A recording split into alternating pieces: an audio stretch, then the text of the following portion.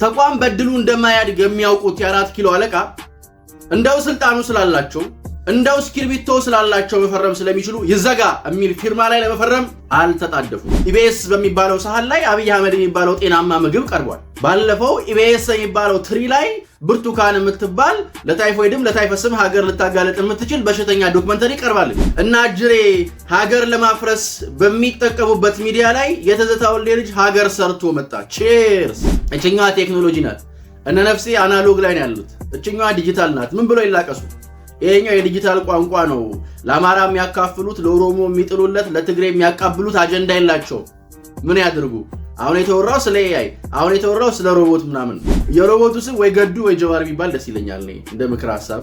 እነኚህ ሰዎች ወደ መደራደሩ እያመዘኑ ነው ማለት ነው። እንደማይሆንላቸው የገባቸው ነው ማለት ነው። ይሄንን ኃይል ወደ ግንባር ካመጡት ሰዎች ከጀርባ ካሉት ሰዎች መካከል አንዱ ገዱ አንዳርጋቸው። ትንሽ ጊዜ ጠብቋቸው ወይ እብድ ያለ አቧራ ያጨሰ ጠብ ይጣላሉ ወይ ወደ ድርድር ይመጣሉ። ሌላ ምንም የተለየ ታምር አይኖርም። የብሔርተኝነት አልኮሊክ መጠን በጣም ከባድ ነው። ጭፍን ነው የሚያረገ፣ ሰከረ ነው የሚያረገ፣ አንደርድሮ ገደል ነው የሚከት። ገንዘብን፣ ንብረትን፣ ሀብትን፣ ወንድምን፣ እህትን ህልውና ነው የሚያሳጥ። የነሱን የጫካ እድሜ ማራዘሚያ ነው እንጂ የሚፈልጉት ሌላ ነገር አይፈልጉም። ምክንያቱም ኢትስ ቢዝነስ መኒ። በሳር ቤት አፍሪካ ህብረት አቅራቢያ ልዩ የመኖሪያ አፓርትመንት ቤቶችን በካሬ 64000 ብር ብቻ።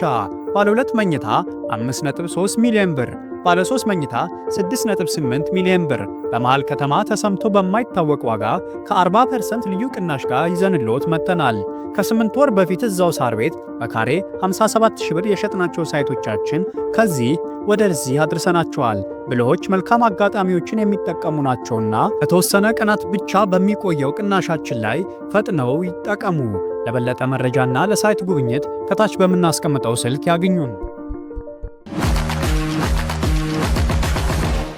ሰላም ጤና ይስጥልን ውድ ዮሐንስ ኮርነር ቤተሰቦች እንዴት አላችሁ ወይ? ዮሐንስ ኮርነር ዛሬም ዳግም ተመልሶ መጥቷል። ዳግም ተመልሰን መጥተናል። የተለያዩ ርዕሰ ጉዳዮችን እያነሳን አብረን እንቆያለን። እናንተም ላይክ፣ ሼር፣ ሰብስክራይብ አድርጋችሁ መጀመራችሁን እርግጠኛ ሁኑ። ተደራሽነታችንን የበለጠ ለማስፋት ስለሚረዳንና ስለሚያግዘን ደግሞም ያ መሆን ስላለበት ማለት ነው። እንዴት ናችሁ? ዛሬ ሰንበት ነው። በሰንበት የዶክተር አብይን ድልና አሸናፊነት እናነሳለን። ከዛ ደግሞ የፋኖ አንድነት ምናምን ተብሏል አይደል? ወይ አንድነትቴ ወይ አንድነትቴ፣ አንድነት ስጋ ቤት ነው። ወይ አንድነትቴ፣ እሱን እንበረብረዋለን። ከሱ ጀርባ ምን እንዳለ የምንፈትሽ ነው የሚሆነው። እንግዲህ ሰሞኑን የኢትዮጵያ ፖለቲካ ሜዳ ላይ ያሉ አካላቶች ተውኔቶቻቸውን በርከት ጨዋታዎቻቸውን ደመቅመቅ እያደረጉት ይገኛሉ። ጀዌ ቀዌ እንደምታዋት ነው ጋውን ለብሳ እያለች ነው።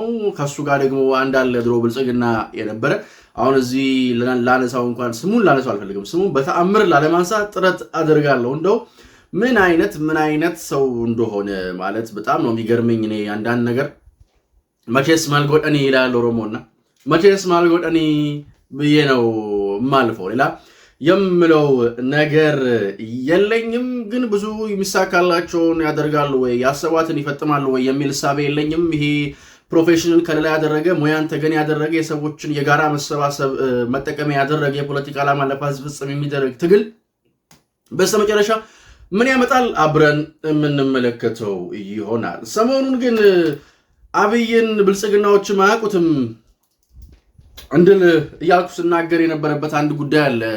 የአብይና የኢቢኤስ ጉዳይ።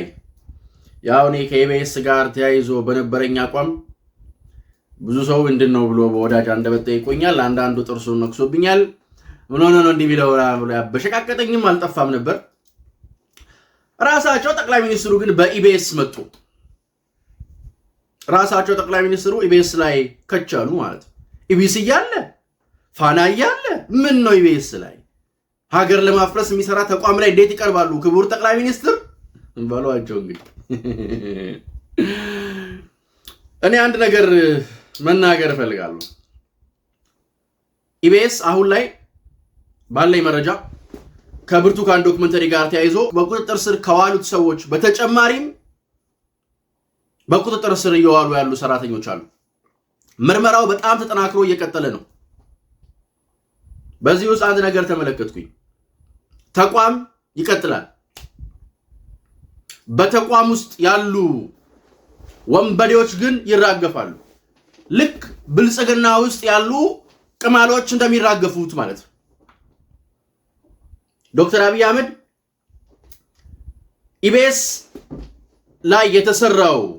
ላይ የተደረገውን ነገር ምክንያት አድርገው ወደ ኢቢኤስ ዞረው አለማየት፣ ቴሌቪዥናቸው ላይ እንኳን ላለመክፈት በቂ ምክንያት አላቸው። ግን አንድ ነገር ያውቃሉ። ተቋም መገንባት በጣም ከባድ ነው። ተቋም መገንባት በጣም ከባድ። ተቋም በድሎ አያድግም ብለው ነበር ባለፈው። ስሟቸው። በሀገራችን አንዳንድ ደካማ ሰዎች ይወልዱና በድሉ ይደግ ይላሉ። ተቋም በድሎ አያድግም። ተቋም በስራ ነው የሚያድገው። ተቋም በስልጠና፣ ተቋም በቴክኖሎጂ ነው የሚያድገው። ተቋም በድሉ እንደማያድግ የሚያውቁት የ4 ኪሎ አለቃ እንደው ስልጣኑ ስላላቸው እንደው እስክርቢቶ ስላላቸው መፈረም ስለሚችሉ ይዘጋ የሚል ፊርማ ላይ ለመፈረም አልተጣደፉም። ወንጀለኛን ከሰራተኛ ለይተዋል። እና አንዳንድ ጊዜ የደቦ ፍርድ ያስፈራኛል። የደቦ ፍርድ ፈራል በጣም ነው የሚያስፈራኝ። እና ጠቅላይ ሚኒስትሩ በኢቢኤስ ላይ ቀርበው ብዙ አስተሳሰቦችን አሸንፈዋል። ምን አይነት የተለየ እይታ፣ ምን አይነት የተለየ ሳቤ እንዳላቸውም አሳይተዋል። ማለት እና አጅሬ ሀገር ለማፍረስ በሚጠቀሙበት ሚዲያ ላይ የትዝታ ወልዴ ልጅ ሀገር ሰርቶ መጣ። ቼርስ ቼርስ ቼርስ ቼርስ። በጣም ተቋም ይቀጥላል። ተቋማትን በደቦ ማፍረስ የለብንም። ከመጀመሪያውም ስናገር የነበረው ወንጀለኛ ይቀጣ፣ ወንጀለኛ ይቀጣ ይቀጣ ይቀጣ። ተቋም ግን አብይ ኢቢኤስ ላይ መምጣቱ ሌላ ፍልስፍና ነው። ባይዞ ሌላ ጉዳይ ማለት በቃ ሌላ ጉዳይ ነው። ኢቢሲ አለ አይደል? ፋና አለ። ኢቢኤስ ላይ ነው የመጣው እና ሀገር ልታፈርስ በምትታትርበት ሚዲያ ላይ የትዝታ ወልዴ ልጅ ሀገር ሰርቶ መጣ። ሎሬቱ ንቅል ምሁራን አሉ አይደል? ንቅል ምሁራን አሉ። እኔ አቤት ጠቅላይ ሚኒስትሩ ንቅል ምሁራን አለ ብሎ የሚያለቅስ ሰው ማለት ነው። አቤት ብሎ መጣ ማለት ነው። የለበት የኢትዮጵያን ችግር ከጫፍ ጫፍ የማያውቅ ችግር የሚፈቅ ጠቅላዩ ከኢቢኤስ ጋር በነበራቸው ቆይታ ቃል በተግባር አሳይተዋል። የዛሬ 5 ዓመት ያሏትን ቃል በቃል አምጥተው አስፈጥመው አሳይተዋል። እና አንዳንድ የብልጽግና ሰዎችም ጠቅላይ ሚኒስትሩን ኢቢኤስ ላይ ሳያዩቸው ግራ ገብቷቸዋል። ለዚህ ነው ብልጽግናዎች የማያውቋቸው ብልጽግና አምላችሁ ትንሽ ይከብዳሉ ለመገመት። ቀጣይ አብይ አህመድ እንዲያደርጋል ለማለት ትንሽ ይቸግራል። ባይዘው ለተቃዋሚዎቹ በጣም የቸገራቸው ይሄ ነው። የማትጠብቀውን ሊያደርግ ይችላል። እድል መስጠት የሚባለውን ጨዋታ ያውቀዋል። ኢቢኤስ ያደረገው በጣም ከባድ ወንጀል ነው። ሀገር ሊያጠፋ የሚችል ወንጀል ነው። ተቋሙ እንደ ተቋም ግን አይደለም የሰራው፣ ሰዎች ናቸው የሰሩት። መጠቀሚያ ሆነዋል ማለት። ለምሳሌ በመርዝ የተሰራን ምግቡን የሰራው ሰው የቀመመው ሰው በሳህን ነው የሚያቀርበው አይደል? ኢቢኤስ ሳህኑ ነው። ዛሬ ኢቢኤስ በሚባለው ሳህን ላይ አብይ አህመድ የሚባለው ጤናማ ምግብ ቀርቧል። ባለፈው ኢቢኤስ የሚባለው ትሪ ላይ ብርቱካን የምትባል ለታይፎይድም ለታይፈስም ሀገር ልታጋለጥ የምትችል በሽተኛ ዶክመንተሪ ቀርባለች። ታስዋራም ሰይ ባጭር አማርኛና ይመቸው የ4 ኪሎ አለቃ ይመቸው። እኔ ደስ ያለኝ ያየሁት በቃ ደስ ያለኝ ያየሁት ሐሳቦቹ እንዳለ ሆኖ ምናምን ያነሷቸው ነጥቦች በተከታታይ የምናነሳቸው ይሆናል። ግን እና አጅሬ በዚህ ጉዳይ ላይ ብዙ ያለቀሱ አላየኋቸው። ምክንያቱም አሁን ያወሩት ጠቅላይ ሚኒስትሩ ዕውቀት የሚጠይቅ ነገር ነው። ምን ብሎ ይተንትኑት? ምን ብሎ ይተንትኑት? እችኛዋ ቴክኖሎጂ ናት። እነ ነፍሴ አናሎግ ላይ ነው ያሉት። እችኛዋ ዲጂታል ናት። ምን ብሎ ይላቀሱ? ይሄኛው የዲጂታል ቋንቋ ነው። ለአማራ የሚያካፍሉት፣ ለኦሮሞ የሚጥሉለት፣ ለትግሬ የሚያቃብሉት አጀንዳ የላቸው። ምን ያድርጉ? አሁን የተወራው ስለ ኤአይ፣ አሁን የተወራው ስለ ሮቦት ምናምን። እንደውም እኔ ጠቅላይ ሚኒስትሩ በቀጣይ ሮቦት ሲኖሮት ስሙን ማን ይሉታል ሲባሉ እኔ ጀዋር መሐመድ እንዳይሉ ፈርቼ ነበር። ሮቦት ነገር እኔ ግን እንደዛ ቢሉ ደስ ይለኛል። የሮቦቱ ስም ወይ ገዱ ወይ ጀዋር ቢባል ደስ ይለኛል። እኔ እንደ ምክር ሐሳብ የማቀርበው በክቡር ጠቅላይ ሚኒስትሩ ሮቦቱ ስሙ። ግን ደግሞ እንደዛ ከተባለ ደግሞ ሮቦት ራሱ ቢሆን ተንኮል ነው የሚያስበው። ይቅር መቼስ ማልጎደን ይቅር ብለን ነው ምንቶ እንደዛ ነውና ክቡር ጠቅላይ ሚኒስትሩ በርካታ ሴራዎችን አክሽፈዋል። ሀገር ሊፈርስበት ባለ ሚዲያ ላይ ዘጭ ብሎ መምጣት በራሱ ሌላ ቋንቋ ነው። ይመቻቸው። በሳር ቤት አፍሪካ ህብረት አቅራቢያ ልዩ የመኖሪያ አፓርትመንት ቤቶችን በካሬ 64,000 ብር ብቻ፣ ባለ 2 መኝታ 5.3 ሚሊዮን ብር፣ ባለ 3 መኝታ 6.8 ሚሊዮን ብር በመሃል ከተማ ተሰምቶ በማይታወቅ ዋጋ ከ40% ልዩ ቅናሽ ጋር ይዘንልዎት መጥተናል። ከ8 ወር በፊት እዛው ሳር ቤት በካሬ 57,000 ብር የሸጥናቸው ሳይቶቻችን ከዚህ ወደዚህ አድርሰናቸዋል።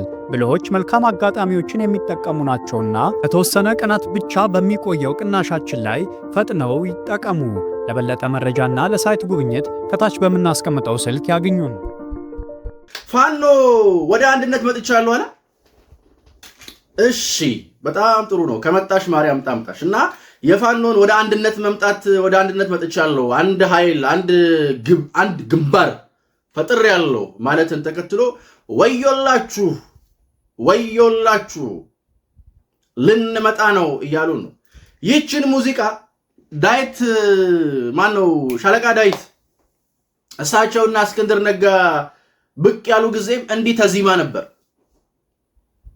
በጣም ተዘፍና ነበር። እኔ ግን ወደ ግንባር መምጣታቸው ደስ ነው ያለኝ። ለምን በሉኝ፣ በቃ ትንሽ ከቆዩ ይደራደራሉ። በቃ እነኚህ ሰዎች ወደ መደራደሩ እያመዘኑ ነው ማለት ነው። እንደማይሆንላቸው የገባቸው ነው ማለት ነው። ይሄንን ኃይል ወደ ግንባር ካመጡት ሰዎች ከጀርባ ካሉት ሰዎች መካከል አንዱ ገዱ አንዳርጋቸው ነው። ገዱ አንዳርጋቸው ስደተኛ መሆን አይፈልግም። ስለዚህ በእነዚህ ኃይሎች ስም በተደራዳሪነት ካባ ሰተት ብሎ አዲስ አበባ ይመጣል ማለት ነው። ያዋከቡት ነገር ምዕራፍ አያገኝም። ፍቅሬ በስቷል እኔ አላማረኝ። እናንተ እኔ ግን ድምፄ ግን እንዴት ነው ደስ የሚለው! አይ ጌታዬ እና ጅሬ በቃ አለቀላችሁ፣ ወደ አንድነት ተመጣ ምናምን። ድሮም የቸገረን እኮ እኛ ሰብስቦ እንትን ማለት ነው። አሁን በውጊያም ከሆነ ግን አያዋጣችሁም። ግን እኔ የገባኝ በቃ ሊደራደሩ ነው እነዚህ ሰዎች። ትንሽ ጊዜ ጠብቋቸው፣ ወይ እብድ ያለ አቧራ ያጨሰ ጠብ ይጣላሉ፣ ወይ ወደ ድርድር ይመጣሉ። ሌላ ምንም የተለየ ተአምር አይኖርም።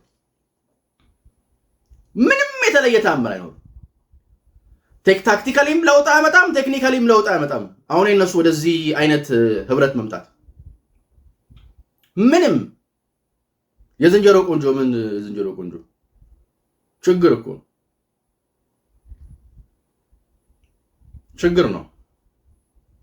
እና አሁን እነገዱ ጥሩ መጠቀሚያ አግኝተዋል ጠረጴዛ ላይ ለመምጣት። ጥሩ ጉዳይ አግኝተዋል። ምክንያቱም አሁን ከዚህ በፊት ችግር የነበረው ለመደራደር እነሱን ማደራደር ነው።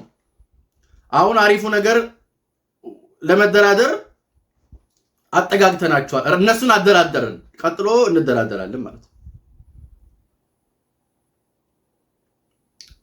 እሱ ነው ጉዳዩ። ሌላ ምንም የተለየ ተአምር የለም። ይደሳሰቱላል ምናምን ለተወሰነች ቀን ለአማራ እንትን ኃይል አዲስ የተመሰረተው ግንባር ለበለጠ ማጠናከሪያ የሚውል የገቢ ማሰባሰቢያ በመላው የአውሮፓ ከተማዎች የሚባል ቴሌቶን ይጀምራል። ከዛ በሱ ይሰበሰባል። ትንሽ ቆይና ዘሜ ትመጣለች። ብቅትልና የሆነ ነገር ትላለች። ዘመነ እኮ እንዲህ ያለ ምናምን ይባላል። ከዛ አውሮፓና አሜሪካ ቁጭ ያሉ አፎቻቸው ያለቅሳሉ። ኡጋንዳ ያሉ እንባዎቻቸው ይንጠባጠባሉ። ከዛ ያለፈ ነገር አይኖርም። አሁን ሌላ የገንዘብ ማካበጃ ፕሮጀክት መጣ ማለት ነው ተያይዞ እና ንቅል ዲያስፖራ እንዳትበላ እንደ ብሔርተኝነት ባይዘዌ ብሔርተኝነት አልኮል መጠኑ ከ10 በላይ ነው። ከ50 በላይ ነው። በጣም ከባድ የብሔርተኝነት አልኮሊክ መጠን በጣም ከባድ ነው። ጭፍን ድብን ነው የሚያረገ፣ ሰከረ ነው የሚያረገ፣ አንደርድሮ ገደል ነው የሚከት። ገንዘብን፣ ንብረትን፣ ሀብትን፣ ወንድምን፣ እህትን ህልውና ነው የሚያሳጥ። ይሄን ቅል ዲያስፖራ ደግሞ ብሔርተኝነት አስክሮታል። በዘፈንና በግጥም ታጅቦ የሚመጣ አንጀት መሰርሰሪያ የመቀፈያ ዘዴ አረ ተበላበት እኮ ማለት አልቻለም። በቃ ይበላል፣ ያስበላል፣ ይበላል። ፍዳውን አይቶ እንትን የሚለውን ገንዘብና አሁን ላይ ምንም የተለየ ተአምር አይፈጠርም። ምንም በቃ እነኚህ ሰዎች ምንም እኔ እኮ ያስቁኛል። አንድነት ፈጠሩም፣ አንድነት ስጋ ቤት ሄዱም፣ መለያየት ፈጠሩም፣ ምንም የተለየ የሚያመጡት ጨዋታ የለም። አሁን ያሰቡት ምን መሰል? ፋኖ ወደ አንድነት መጥቷል። ከዛስ ህዝባዊ አመጽ ይቀሰቀሳል። እሺ ከዛ በዛ በኩልም የሆነ እክል እንፈጥራለን። እሺ ቀጠናው ላይ ያለው ውጥረትም አይሏል። እሺ እንዳይመስላችሁ እንደዚህም ጊዜ የኢትዮጵያ መንግስት ጠንክሮ ያውቅ፣ እንደዚህም ጊዜ ስር ሰዶ ያውቅም፣ እንደዚህም ጊዜ በአደገኛ አጥር ተከቦ ያውቅም። መስሎሽ ነው መስሎሻል። አንድ ሰውዬ ምን አለ? ኑሮ ካሉት መቃብር ይሞቃል ስትለው መስሎሻል፣ ግቢና ሞክሪው ምስጥ ያነክትሻል አላሉ። ኑሮ ካሉት መቃብር አይሞቅም፣ መቃብር አይሞቅም። እና አሁን እቺ የተያዘችው ነገር ወደ አንድነት የምታመጣ ወደ አሸናፊነት የምታመጣ ምናምን መስላ ዘለ የምትገባ በቃ አብይ አህመድ እንትን የሚል የመሰለ ሁሉ መስሎሃል። ግባና ሞክረው ምስጥ ያነክትሃል። ራስ ብዬ ነው፣ ለራስ ብዬ ነው። አሁን በዚህ ውስጥ እኮ የሚደሳሰት እኮ ብልጽግናዊ ጋሻ ጃግሬም አለ። ግን እኔ አንድ ነገር አምናለሁ፣ ትንሽ ጊዜ ብቻ ጠብቋቸው፣ ጠረጴዛ ከበው ቁጭ ይላሉ።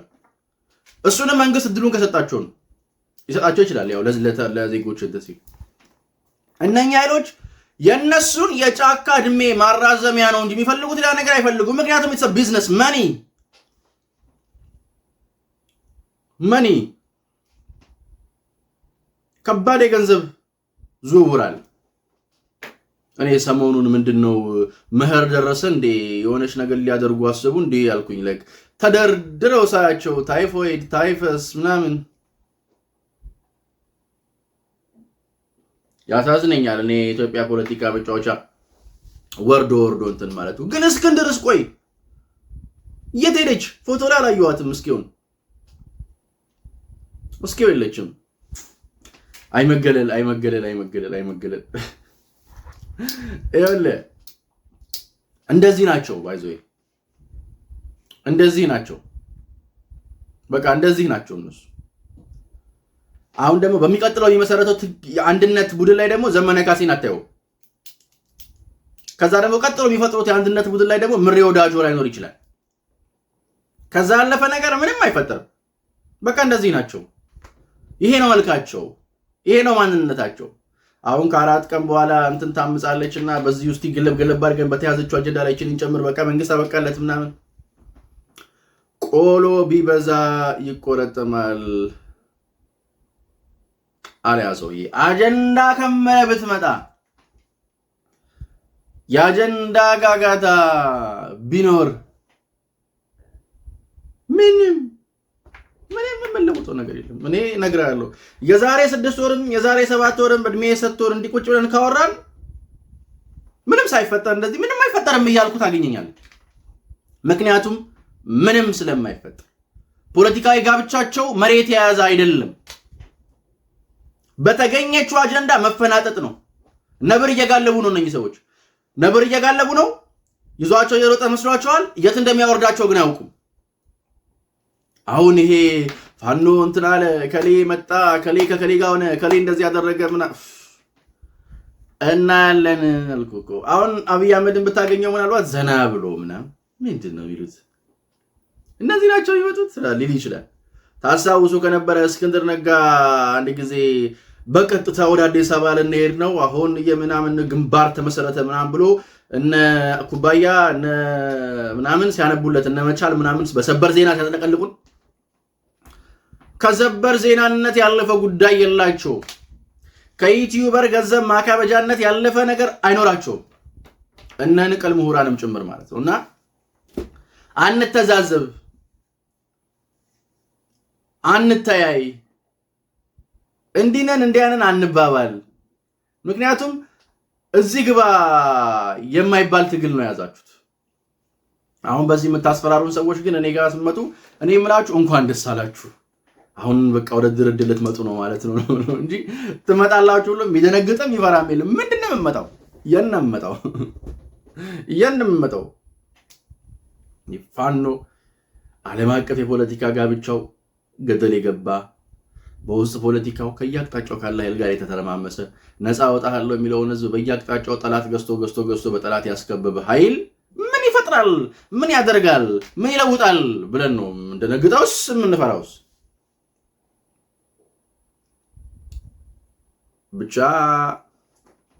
ብቻ እንደዛ ነውና ዶክተር አብይ ከፍ ያለውን ድላቸውን በኢቢኤስ ላይ መጥተው አስመዝግበዋል።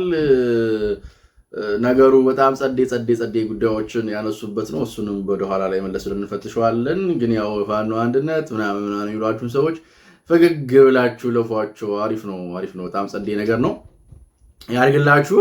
ጥሩ ነው። በቅርብ ቀን ትደራደራላችሁ ማለት ነው ብለን ነው የምናስበው። ሌላ የምንለው ጉዳይ የለንም። እኔ ግን ሁሌም እንደምለው እንደማይለወጥ አንድና ውድ ቃል፣ አዲስ ትውልድ አዲስ ተስፋ፣ ሁሉም ጥሩ ይሆናል። የኔና የናንተ ሀገርም እንደ ልማዷ ታሸንፋለች። ዮሐንስ ኮርነር ላይክ፣ ሼር፣ ሰብስክራይብ ማድረግ እንዳይረሳ። ፈጣሪ ኢትዮጵያና ሕዝቦቿን አብዝቶ ይባርክ። ደግሜ እላለሁ የኔና የናንተ ሀገር እንደ ልማዷ ታሸንፋለች። ውድ ሜዳችን ታዳሚዎች ቸር ቆዩን።